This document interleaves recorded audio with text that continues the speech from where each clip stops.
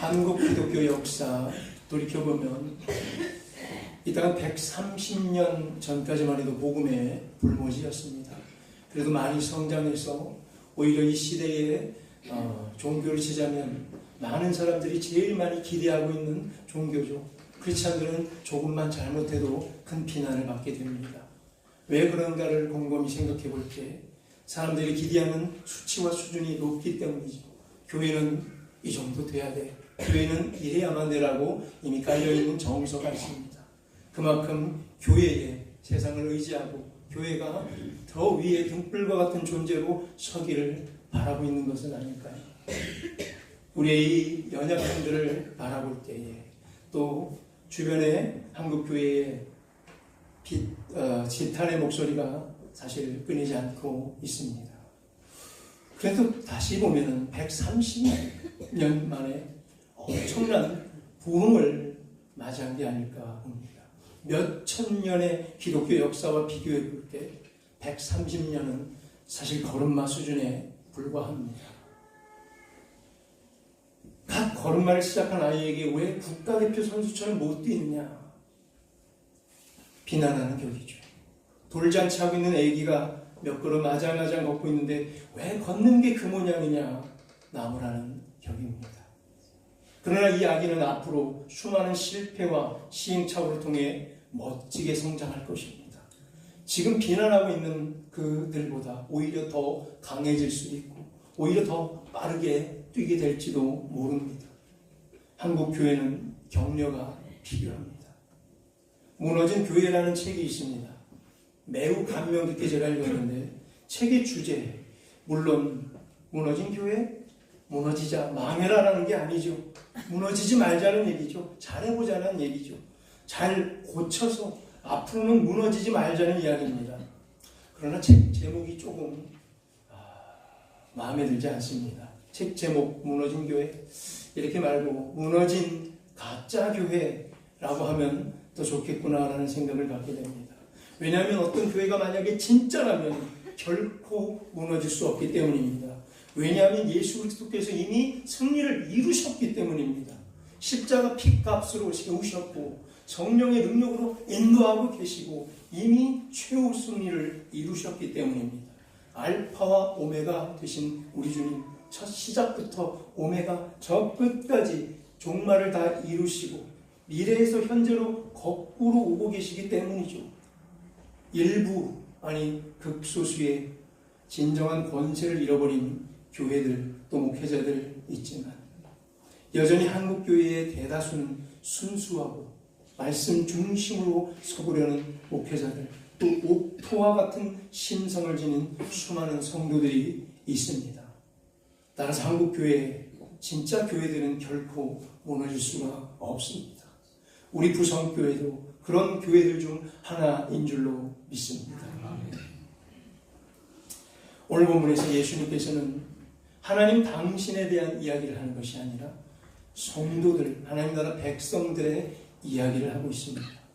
하나님 나라 백성이 되고자 모여있는 사람들을 향해 인간의 심성 혹은 인간의 마음판에 대해 네 가지로 설명하시며 가르침을 주고 계십니다. 진짜 백성, 진짜 교회가 되고자 스스로 들어와 모여있는 자들 향해 가르칩니다. 억지로 찾아가서 이 가르침 좀 들어보세요 하는 게 아닙니다. 오늘 장면은 우리가 부계역 앞에 나가서 지나가는 사람에게 복음을 전하며 억지로 쫓아다니는 분위기가 아니라 오늘은 이 안에 다 모여있는 사모하는 마음을 갖고 와 있는 자들에게 예수님께서는 오늘 가르침을 주시는데 그래서 좀 더 높은 수준으로 가르칩니다. 이미 다 모여있고 사모하는 마음으로 백성이 되고자 진짜 교회가 되고 보고자 힘들게 나와 있는 사람들을 향해서 말씀을 주실 때 매우 수준 높은 말씀을 주고 계십니다. 예수님께서는 오늘 일부러 배 위로 올라가십니다. 약간 높죠. 강단처럼 사용합니다. 많은 사람들이 모여있다고 하는데 큰 무리의 사람들은 바닷가에 육지에 모여 예수님의 가르침을 경청하고 있습니다. 즉 분위기가 어때요? 매우 집중적입니다. 갈망하는 모습이 보입니다.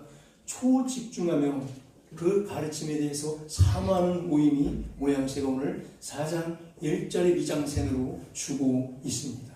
다른 때보다 더 사모하며 갈망하는 사람들이 오늘 모여 있다는 얘기예요.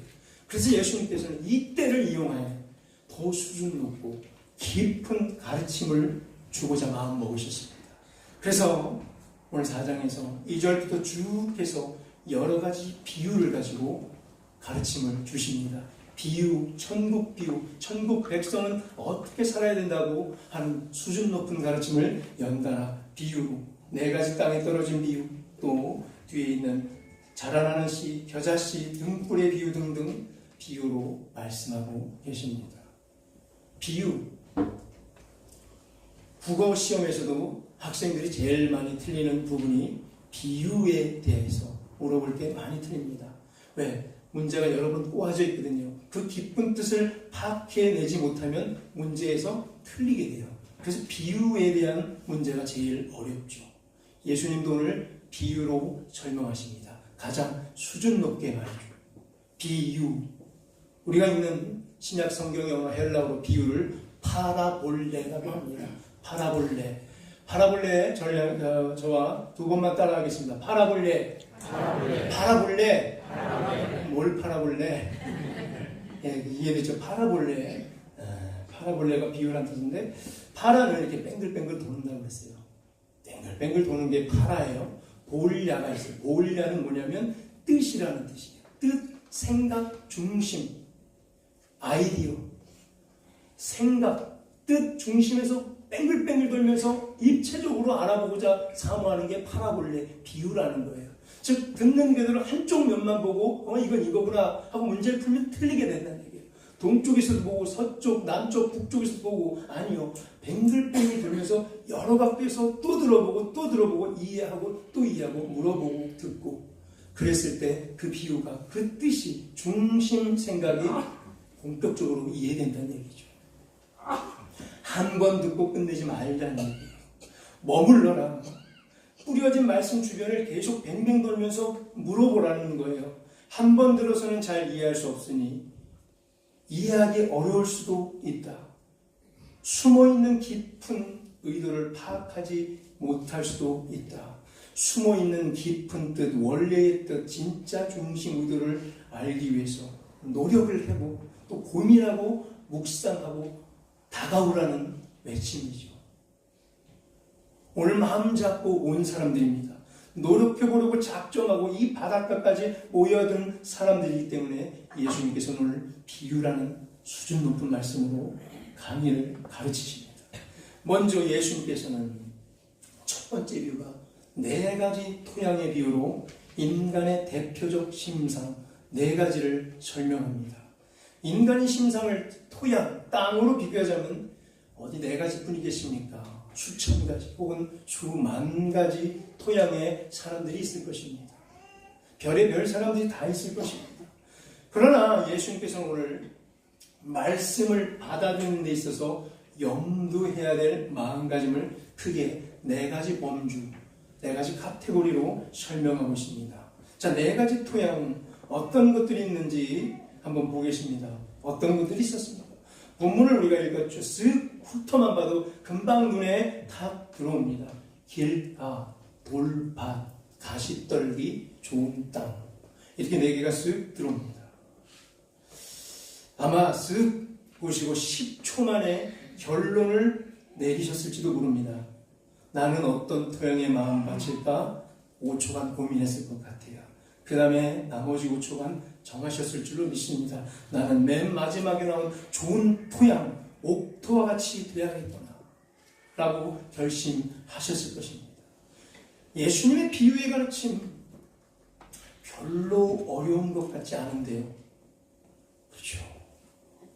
그런데 오늘 9절까지 읽었는데 그 뒤에 희한한 장면이 사실 나옵니다. 강의가 다 끝난 후에 제 생각에는 이제 여러 가지 비유 강의를 다 끝내고 나서 그 이후에 찾아왔던 것 같습니다. 강의가 다 끝난 후에 바닷가에 모여 가르침을 듣던 사람들 중에 이해하지 못한 사람들이 많이 있었나 봅니다. 이 4가지 토양에 대한 비유를 잘 이해하지 못해서 예수님한테 찾아와 보충 수업을 받고자 하는 사람들이 있었다는 거예요. 10절을 보니 몰래 찾아와 그 비유에 대해 해석을 요구하고 있습니다. 심지어는 12 제자들도 잘 이해가 되지 않았던가 봅니다. 예수님께서는 12절에서 이런 말씀으로 대답해 주십니다. 보기는 보아도 알지 못하며 듣기는 들어도 깨닫지 못하게 하여 돌이켜 죄사함을 얻지 못하게 하려 함이라. 보기는 봤는데 얼핏 보면 잘 못 알아들을 것이며 듣기는 대충 들으면 잘 깨닫지 못할 것이랍니다. 그리고 심지어는 충격적인 표현으로 죄사함을 얻지 못할 수도 있다. 그럼 이걸 난 대충 들었는데 죄사함 얻지 못하나, 죽나, 구원받지 못하나, 그게 아니죠. 이것 자체도 비유죠. 죄사함 받지 못하라는 게 주제가 아니죠. 죄사함 다 받기를 원하니까 제발 열심히 보고 성실껏 들어봐라는 얘기죠. 듣고 또 들어봐라. 깊게 듣고 생각해보라. 그래서 다 구원받아라. 이게 핵심이겠죠. 이 비유예요. 자, 12 제자들마저도 잘 이해가 되지 않은 비유, 어려운 비유, 우리가 10초 만에 이해할 만한 내용과 그 깊이가 아니라는 거죠. 더 심오한 뭔가 있고 더 뼈저리게 하는 뭔가 그 안에 있다는 얘기고 골수를 찌를 만한 깊이가 그 안에 있다는 것이죠. 그래서 오늘 비유를 설명을 시작하는 저 3절에서도 들으라 하셨고요. 오늘 비유의 말씀을 끝낸 9절에서도 들으라 하셨습니다. 들으라, 인클루지오죠. 앞뒤로 막아서 연주하는 방법. 강조의 강조. 제발 잘 들어라. 깊게 제대로 들어. 또 더 오래, 더 깊이 한 번만 더 생각해 보라는 간절함이죠. 자, 이제 예수님께서 이후에 14절부터 직접 해석해 주십니다. 예수님 직접 당신의 비유를 당신께서 직접 해석해 주니 뭐 다른 주석 참고할 필요가 없죠. 직접 예수님의 해석입니다. 자, 씨 뿌리는 자는 누구라고 그랬어요? 하나님이시겠어요. 그 뿌린 씨는 뭐라고 그랬어요? 하나님의 말씀이라고 하셨습니다. 여기까지 너무 쉬워요. 자, 그 다음 곧 백성들이 하나님의 말씀을 들었을 때 어떻게 받아들여야 하는지를 가르쳐 주십니다. 핵심은. 그리고 이러이러한 4개의 범주 카테고리의 마음판들이 주로 있더라. 물론 그 사이사이에도 수많은 사람들이 있겠죠. 자, 예수님의 해석에 따르면 이렇습니다. 우리 이 4가지를 간단하게 지금 한 번 더 살펴볼 때 우리 자신은 어떤 마음의 토양인지 신중하게 생각해 보기 원합니다. 첫째로 길가와 같은 마음판. 새들이 와서 즉시 먹어버린다고 그랬습니다. 예수님의 직접 해석, 길가에 나온 새를 뭐라고 그래요? 사탄이라고 해요. 예수님께서 직접 해석해 주신 말씀. 사탄이 와서 전부 빼앗아 버리기에 아무 말씀도 받은 게 아니라는 얘기예요. 말씀에 뿌려지긴 해요. 말씀은 분명히 뿌려졌어요. 말씀을 들여 나오긴 해요. 말씀을 들여 예배당에 나와 앉아는 분명히 있다는 얘기예요. 말씀과의 접촉이 아예 없는 것도 아니에요. 말씀과의 접촉이 이미 있다는 얘기예요. 여기 얼마나 많아요. 말씀과 아무 상관없이 아무 접촉 없이 살아가는 수많은 사람들이 있잖아요. 근데 그래도 불구하고 길가라는 마음판은 나와서 말씀과는 접촉이 있고 뿌려지기까지 했다. 그런데 하나도 남아있는데 언제든지 사탄의 공격에 다 노출되어 있어요. 사탄의 종로로 들어오는 거지. 다 빼앗겨, 쉽게 다 빼앗기고 있어요. 듣기는 다 듣고 엄청 들었는데 하나도 결국 들은 게 없는 상태가 됐다. 이런 마음판이에요. 길가였어요. 두 번째는 돌판 같은 마음판이에요. 길가의 토양보다는 훨씬 낫습니다. 말씀을 다 듣고 즉시 기쁨으로도 나아갑니다. 말씀에 대한 반응도 빠릅니다. 크게 은혜 받는 모양새도 취합니다. 엄청 은혜 받는 것 같습니다. 그런데 흙이 깊지가 않아 뿌리를 깊게 내리지 못한다고 합니다. 돌밭이라 흙이 조금 묻어있는데 뿌리는 내렸어요. 말씀이 들었는데 말씀이 들어서 뿌리를 내릴 정도로 말씀이 이해도 됐어요. 그런데 뿌리가 깊게 내리지 못해서 살다 보면 누구나 다 겪는 환난, 박해가 일어날 때, 어려운 문제에 봉착했을 때 오래 견디지 못하고 바로 넘어지게 된다고 합니다. 말씀에 진짜 곧장 반응도 했어요. 뿌리가 금방 나오기까지 열심도 내보는 사람. 그런데 뿌리 내지 못하는 상태. 늘 위태위태한 신앙 생활의 연장입니다. 늘 위태해요. 언제 떠날까? 언제 무너질까? 늘 노심초사하면서 주변 사람들은 바라보게 됩니다. 세 번째, 가시떨기와 같은 마음판을 가진 손입니다. 길가보다 돌밭보다 훨씬 낫습니다. 길가 돌밭에 비해 말씀을 잘 듣고 뿌리도 정말 잘 내립니다. 뿌리도 깊게 내리기까지 합니다. 그런데 열매는 안 나타난다. 열매까지는 자라지 못한다. 열매를 맺지 못한다. 말씀도 잘 받고 뿌리도 내리는데 동시에 해석을 보니까 유혹도 잘 받기 때문이다. 세상 염려에 너무 또한 깊게 반응합니다. 세상 일에도 관심이 많은 거예요. 재물의 유혹을 이기지 못한다고 합니다. 욕심이 많은 거예요. 하나님 말씀도 너무 사모해요. 그런데 다른 것도 다 사모해요. 5만 가지 일에 관심이 다 많아요. 그래서 하나님의 말씀은 그 여러 개 5만 가지 중에 한 개에 불과한 거예요. 열정이 많은 사람이 다 듣고 은혜도 엄청 받아요. 아멘 하고 교회에 무슨 일이 있을 때 혼자 일 다 할 것처럼 뛰어들고 아주 열정적으로 사역도 감당해냅니다. 그런데 어느 순간 보면 다른 곳에 가 있고 또 거꾸로져 있습니다. 어느 순간은 또 보이지 않습니다.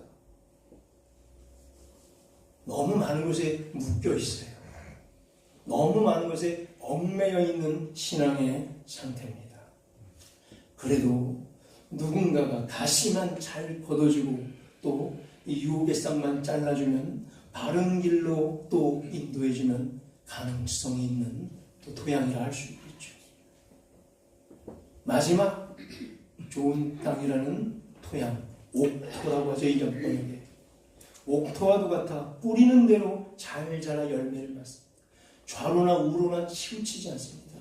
정말 뱅글뱅글 돌아서 그 말씀의 핵심이 뭔지를 고민하고 또 고민하고 또 듣고 또 듣고 주님께 또 묻고 또 묻고 그럼에도 불구하고 또 듣고 생각하고 고민하여 내 것으로 만들어가는 그러한 토양. 결국에 30배, 60배, 100배가 되는 결실을 맺게 된다. 자, 다시 한번 나는 어느 토양인가? 네 가지 토양 핵심을 살펴보는데 아직 설교가 남아있습니다. 설교 마무리 될 때까지 계속해서 진솔하게 생각해 보시기 바랍니다. 나는 진짜 어느 토양인가?